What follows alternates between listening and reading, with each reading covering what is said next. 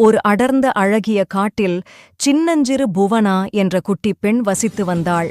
அவளுக்கு காடும் விலங்குகளும் மிகவும் பிரியம். எப்போதும் ஓடி ஆடி விளையாடுவாள். ஒரு நாள் புவனா காட்டில் உலாவிக் கொண்டிருந்த போது திடீரென ஒரு சத்தம் கேட்டது. அங்கே ஒரு குரங்கும் பெரிய கரடி ஒன்றும் ஆவேசமாகச் சண்டையிட்டுக் கொண்டிருந்தன. புவனா அவர்கள் அருகே சென்று, "ஏன் சண்டை போடுகிறீர்கள்? என்ன நடந்தது?" என்று கேட்டாள்.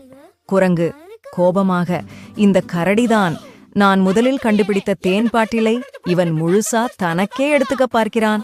கரடி கர்ஜித்தபடி, சும்மா சொல்லாதே, நான் தான் அதை ஒரு மரப்பொந்திலிருந்து எடுத்தேன். இது எனக்குத்தான் சொந்தம்." சண்டை நீண்டு கொண்டே சென்றது. தேன் பாட்டிலை இருவரும் விடாமல் இழுத்தனர். "ஒரு நல்ல வழி சொல்கிறேன், சண்டையை நிறுத்துங்கள்" என்றாள். குட்டிப் பெண் தேன் பாட்டிலை வாங்கி 2 சமமான மண் கிண்ணங்களில் ஊற்றினாள். தேன் 2ஆக பிரிந்தது. "இதோ தேன் இப்போது 2 பேருக்கும் சமமாக பிரிந்துவிட்டது. இனி நீங்கள் சண்டையிட வேண்டாம்" என்று புவனா கூறினாள்.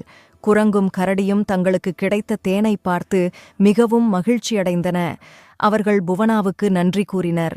அன்று முதல் அந்த கரடியும் குரங்கும் சண்டையை மறந்து நல்ல நண்பர்களாக மகிழ்ச்சியாக வாழ்ந்தன.